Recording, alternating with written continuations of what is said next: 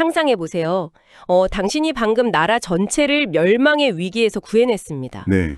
누구도 막 선뜻 나서지 못할 때 단 한 명의 동료와 함께 적진 한가운데로 뛰어들어서 그 불가능해 보이던 승리를 이끌어낸 거죠. 정말 엄청난 영웅이네요. 그렇죠. 그런데 영웅 대접을 받기는커녕 돌아오자마자 사형 선고를 받습니다. 네. 사형이요? 네, 그것도 당신의 최고 책임자이자 심지어 당신의 아버지인 왕에게 말이죠. 와, 진짜 기가 막힌 상황이네요. 사형당하는 이유가 뭔지 아십니까? 그 끔찍한 전투 한가운데서 너무 지친 나머지 길가에 있는 꿀을 지팡이 끝으로 딱 한 번 찍어 먹었기 때문입니다. 아, 겨우 꿀 한 입 때문에요? 맞습니다. 늘 새로운 배움을 즐기고 지적 호기심이 넘치는 당신 환영합니다. 오늘 우리의 심층 분석은 바로 이 부조리하고도 극적인 순간에서 출발합니다. 수천 년 전 고대 중동에서 벌어진 이 사건은 현대의 우리에게도 소름 돋을 정도로 익숙한 조직의 딜레마를 보여주거든요. 네, 오늘 우리가 파헤칠 자료가 성경의 사무엘상 14장이죠. 맞습니다. 이 텍스트는 압도적인 위기 상황에서 조직의 운명을 가르는 두 가지 극단적인 리더십을 아주 선명하게 보여줍니다. 두 가지 극단적인 리더십이요? 네, 그러니까 스스로 행동하고 돌파하는 리더십, 그리고 반대로 불안감에 휩싸여서 모든 것을 통제하려고만 하는 리더십이 어떻게 충돌하는지 현미경처럼 들여다보게 해주죠. 아, 단순한 고대 전쟁 기록이 아니더라고요.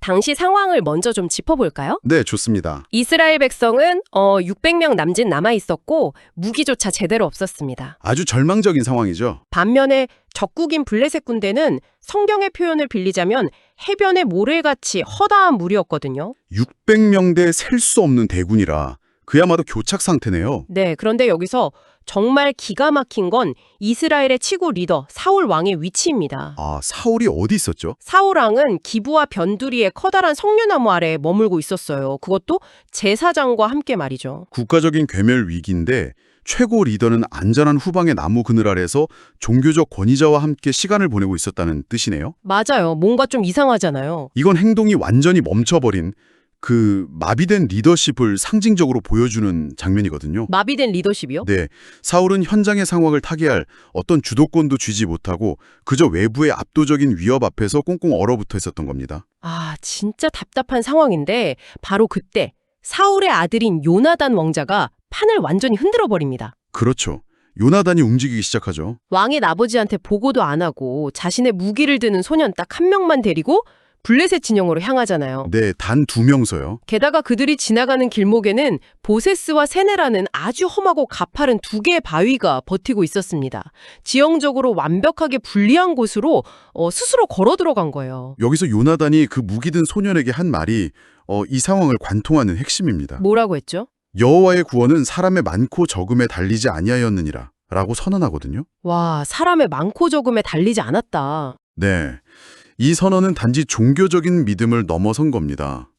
눈에 보이는 자원의 한계, 그러니까 600명 대 수만 명이라는 그 숫자에 매몰되지 않겠다는 아주 강력한 주도성의 표현이죠. 숫자가 아니라 다른 걸 본 거군요. 맞습니다. 요나단은 숫자가 아니라 기회를 보고 있었습니다. 그러고 나서는 아주 기발한, 아니 어쩌면 엄청 무모해 보이는 심리전을 펼치더라고요. 표징을 정하는 장면 말씀이시죠? 네, 적들에게 자신들을 일부러 노출시킨 뒤에 표징, 그러니까 사인을 정해요. 적들이 우리가 갈 테니 거기에 가만히 있어라라고 하면 기어 올라가지 않고요. 네. 반대로 우리에게 올라오라 하고 조롱하면 그걸 하나님이 적들을 넘기신 신호로 간주하고 공격하겠다는 거였죠. 이게 철저한 심리적 테스트거든요. 블레셋 군대가 높은 곳에 진을 치고 있었잖아요. 그렇죠. 절벽 위니까요. 그러니까 그들이 올라오라고 조롱한다는 건 그만큼 교만하고 방심하고 있다는 명백한 증거입니다. 아하, 적의 취약점을 파악한 거네요. 맞습니다. 요나단은 적의 그 방심이라는 가장 큰 약점을 파고든 거죠. 실제로 블레셋 사람들이 비웃으면서 이리로 올라오라고 하니까 요나단과 무기든 소녀는 말 그대로 절벽을 손발로 기어 올라갑니다. 솔직히 저 이 대목 읽으면서 좀 의아해했거든요. 아니 2명이 험한 절벽을 기어 올라가서 20명가량을 단숨에 쓰러뜨린다. 이게 막 슈퍼히어로 영화도 아니고 전술적으로 말이 되는 상황인가요? 충분히 가능한 전술적 타격입니다. 고대의 전투 양상과 그 지역의 지형을 고려하면요. 아, 지형이 중요한 역할을 했군요. 네, 성경 기록을 보면 그들이 반나절 가리 땅, 즉 소 한 쌍이 반나절 동안 갈 수 있는 아주 좁은 면적 안에서 적을 쓰러뜨렸다고 나와요. 좁은 면적이요? 가팔은 절벽 깃대에 있는 좁은 통로로 기습해 올라갔기 때문에 수만 명의 블레셋 군대라 할지라도 그 순간에 요나단과 맞설 수 있는 인원은 극소수였던 겁니다. 아, 한 번에 한두 명씩밖에 못 덤비는 그런 지형이군요. 정확합니다. 지형의 병목 현상을 완벽하게 이용한 거예요. 게다가 방심하고 있던 적의 최전방 초소가 단 2명의 결사대에게 순식간에 박살나면서 그 심리적 충격파가 진영 전체로 퍼져나가기 시작하죠. 좁은 통로를 역이용해서 적의 숫자를 무력화시킨 거네요. 그 기습의 나비 효과가 진짜 어마어마했습니다. 블레셋 진영 전체에 전염병처럼 막 공포가 퍼지고요. 네, 패닉이 온 거죠. 설상가상으로 땅에 진동하는 지진까지 일어납니다. 고대 군대 특유의 빈약한 지휘체계 속에서 이런 패닉이 발생하니까 적들이 서로가 서로를 치며 자멸하기 시작해요. 완벽한 자중질환이죠. 자, 현장에서 상황을 판단하고 과감하게 피벗을 실행해서 대성공을 거둔 요나단의 이야기는 여기까지 하고요. 이 난리통에 우리의 최고 리더 사울 왕은 뭐라고 있었는지 한번 볼까요? 네, 사울의 반응이 아주 흥미롭죠. 적진이 무너지는 걸 파수꾼을 통해 보고받은 사울은 다급하게 부대 인원을 점호합니다. 그리고 요나단이 없어진 걸 확인하죠. 네, 그러고 나서는 하나님의 궤를 헬인 제사장 아히야를 부릅니다. 여기서 사울이 하나님의 궤를 불렀다는 사실의 이면을 우리가 좀 깊이 들여다봐야 합니다. 이면이요. 하나님에게는 이스라엘에 있어 최고의 종교적 권위이자 절대적인 절차거든요. 아니, 건물이 불타고 있고 당장 소화기를 들고 뛰어야 하는 상황인데 CEO가 갑자기 잠깐 외부 감사팀 불러서 이 상황에 대한 법무 검토부터 합시다. 이러면서 서류 펼치는 느낌인데요. 아주 정확하게 핵심을 짚은 비유입니다. 사울은 적진이 무너지는 아주 명백한 기회를 눈앞에 두고도 주도적으로 결단하지 못했습니다. 겁이 났던 걸까요? 자신의 행동에 대한 책임을 회피하고 명분을 쌓기 위해서 가장 권위 있는 종교적 절차 뒤로 쏙 숨으려 했던 겁니다. 그런데 더 웃긴 건 그 다음이에요. 전장의 소음과 혼란이 점점 더 커지고 이젠 정말 안 움직이면 안 될 정도로 다급해지잖아요. 네, 상황이 급박하게 돌아가죠. 그러니까 사울이 갑자기 제사장에게 소리칩니다. 내 손을 거두라. 맞아요. 종교적 의식이고 뭐고 그냥 중단시키고 전장으로 뛰어들잖아요. 이걸 보면 사울에게 절차나 신중함이란 건 진짜 원칙이 아니라 그냥 자기가 불안할 때 심리적 위안을 얻기 위한 도구에 불과했던 것 같아요. 정확한 분석입니다.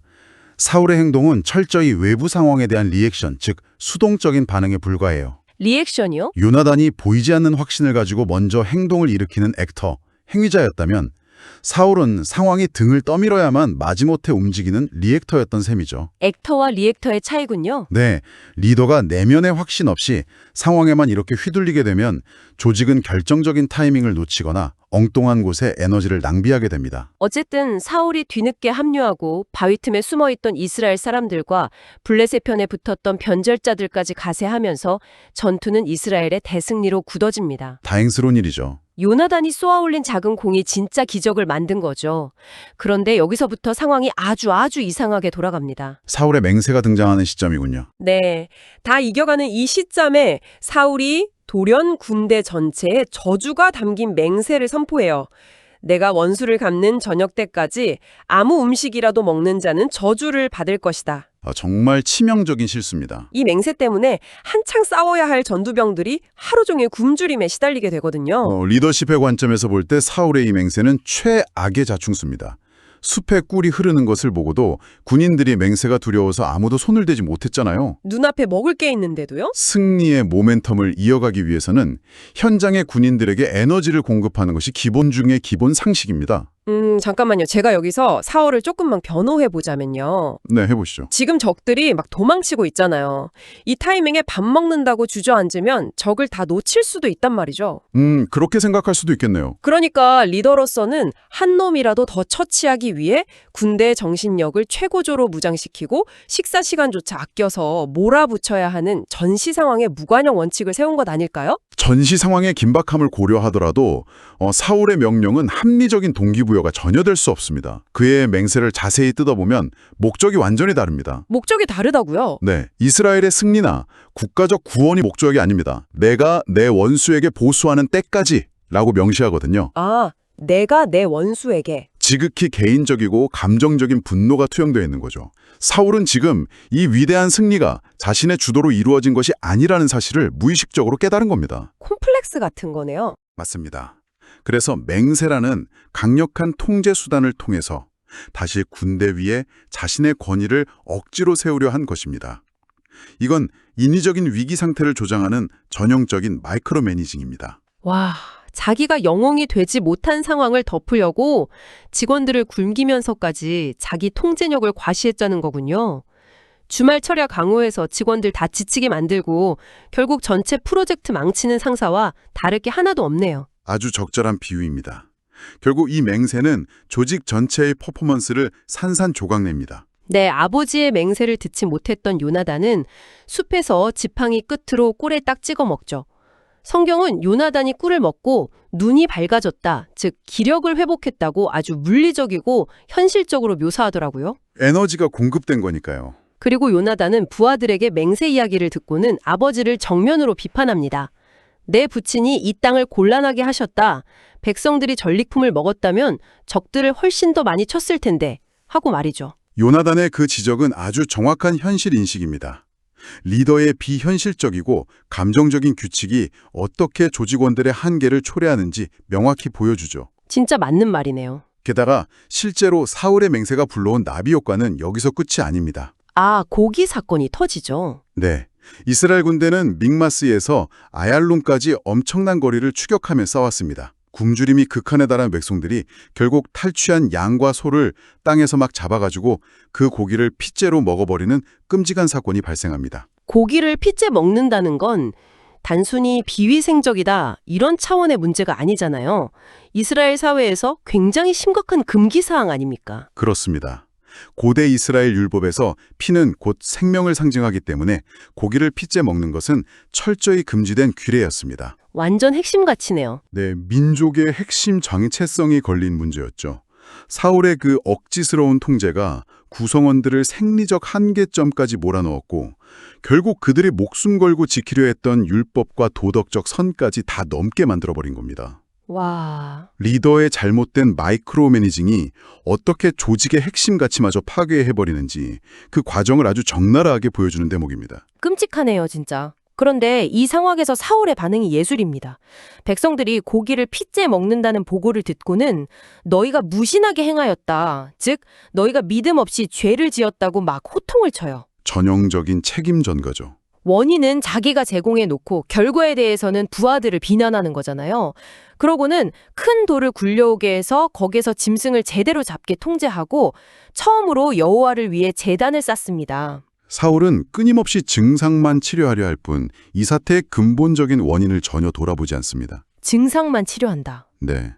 백성들을 정죄하고 돌을 굴려오라고 명령하고 제단에 쌓는 일련의 행위들은 전부 자신이 통제력을 상실해가고 있다는 그 불안감을 감추기 위한 과잉 행동입니다. 아, 겉보기엔 문제 해결사 같아 보이지만요. 혼란을 수습하는 해결사인 척 연기하지만 사실은 바닥에 떨어진 자신의 권위를 재포장하기 위한 일종의 무대장치에 불과한 겁니다. 결국 섣부른 규칙 하나가 부하들을 극한의 한계치까지 밀어붙이고 결국 죄를 짓게 만들었네요. 그런데 진짜 비극은 이 잘못된 규칙의 칼날이 가장 엉뚱한 곳, 바로 이 승리를 만들어낸 진짜 영웅에게 향한다는 겁니다. 네, 밤이 되면서 새로운 국면이 펼쳐지죠. 사울이 밤을 새워서 적을 완전히 진멸하자고 하니까 제사장이 먼저 하나님께 뜻을 묻자고 제안하죠. 그런데 하나님이 대답을 안 하십니다. 침묵하시는 거예요. 네, 내 아들 요나단에게 죄가 있다 할지라도 반드시 죽으리라 이렇게요. 불안한 권력이 위기에 처했을 때 흔히 나타나는 전형적인 마녀 사냥의 시작입니다. 마녀 사냥이요? 내부의 스케이프고트, 즉 희생양을 찾아서 모든 책임을 덮어씌우려는 강력한 심리적 방어 기제가 작동한 거죠. 그래서 고대 이스라엘의 판결 방식인 제비 뽑기를 진행합니다. 우림과 두밈이라는 돌을 사용해서 하나님의 뜻을 묻는 방식이었죠. 맞습니다. 1차로 백성 무리와 사울 일가를 나누어 뽑았는데 사울 일가가 걸리고요. 2차로 사울과 요나단 중에서 뽑는데 결국 요나단이 뽑힙니다. 여기서 요나단의 고백이 너무나 담담해서 저 진짜 마음이 아프더라고요. 담담하게 사실만 말하죠. 지팡이 끝으로 꿀을 조금 맛보았을 뿐인데 내가 죽을 수밖에 없나이다 이렇게 말해요. 솔직히 제가 요나단이었으면 억울해서 미치고 팔짝 뛰었을 겁니다. 당연하죠. 반발하는 게 정상이잖아요. 아니 아버지는 저기 안전한 나무 밑에서 쉬고 있을 때 내가 목숨 걸고 적진에 뛰어들어서 이 나라를 구했는데 그깟 꿀 한 모금 몰았다고 나를 죽여요? 이렇게 따져야 정상 아닙니까? 정말 공감되는 분노네요. 그런데 사울은 자신의 체면과 고집 때문에 네가 반드시 죽으리라 하면서 자기 친아들을 진짜 처형대에 세웁니다. 이게 다 무슨 의미일까요? 저는 이 상황이 너무 부조리하고 소름 끼치거든요.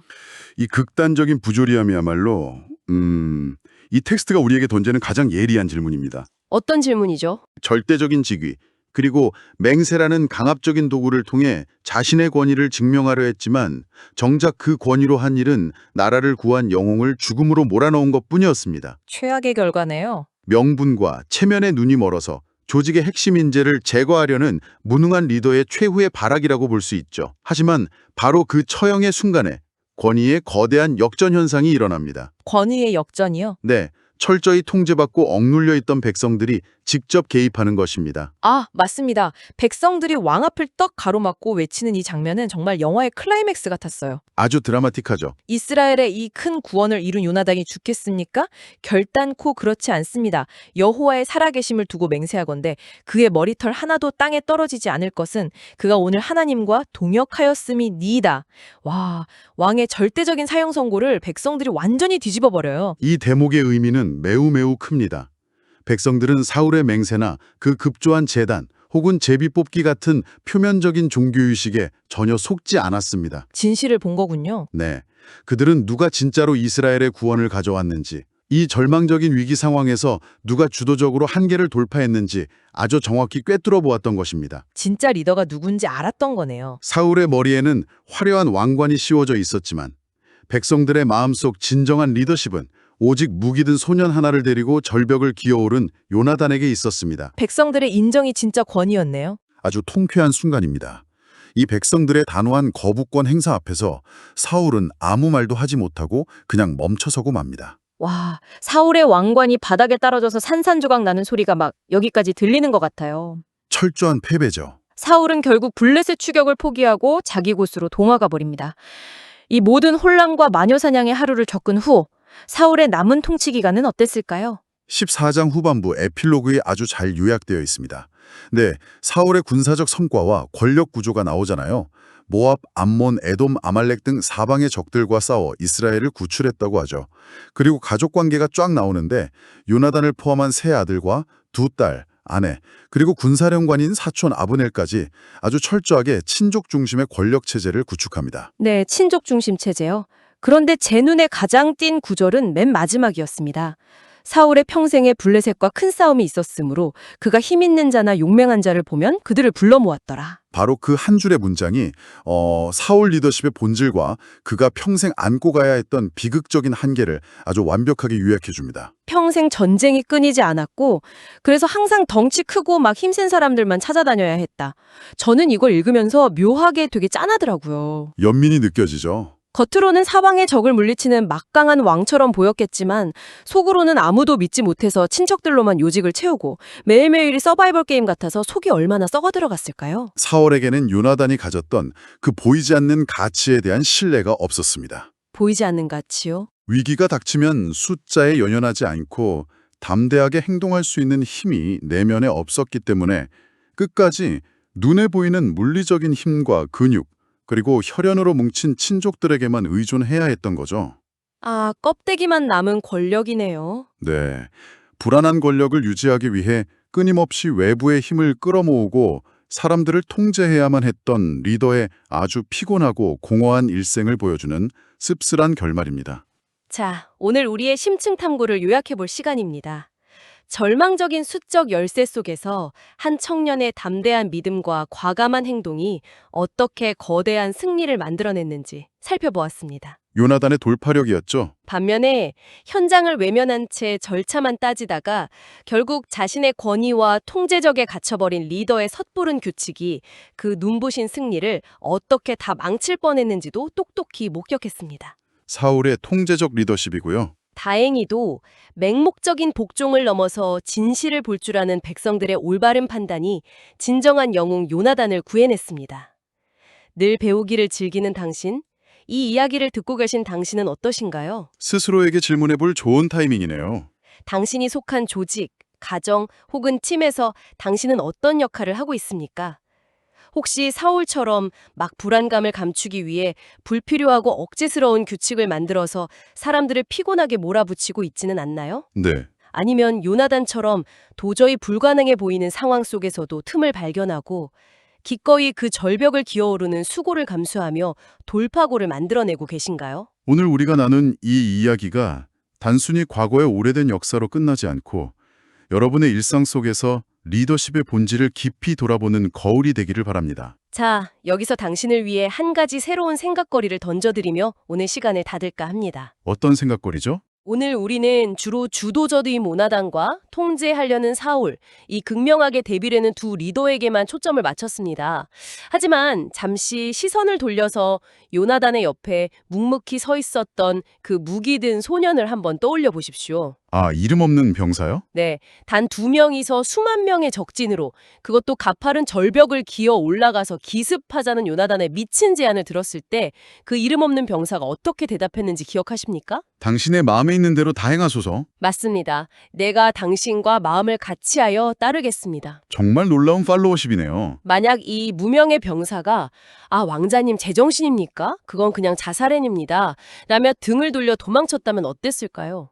이 기적 같은 승리는 애초에 시작조차 될 수 없었을 것입니다. 네, 절대 불가능했죠. 역사를 바꾸는 결정적인 순간은 분명 위대한 영웅의 담대한 아이디어에서 시작될지도 모릅니다. 하지만 어쩌면 그 무모해 보이는 아이디어에 내 마음도 당신과 같습니다. 라며 함께 발맞춰 폭풍우 치는 바다로 기꺼이 뛰어들어준 단 한 명의 익명의 팔로워. 진정한 기적은 그 한 사람의 동참에서 완성되는 것은 아닐까요? 리더십만큼이나 팔로워십의 위대함을 생각하게 하네요. 오늘 당신의 일상 속 깊은 사색을 위한 심층 탐구는 여기까지입니다. 이 묵직한 질문을 마음에 품어보시길 바라며 우린 다음 시간에 또 다른 놀라운 통찰을 담은 자료와 함께 돌아오겠습니다.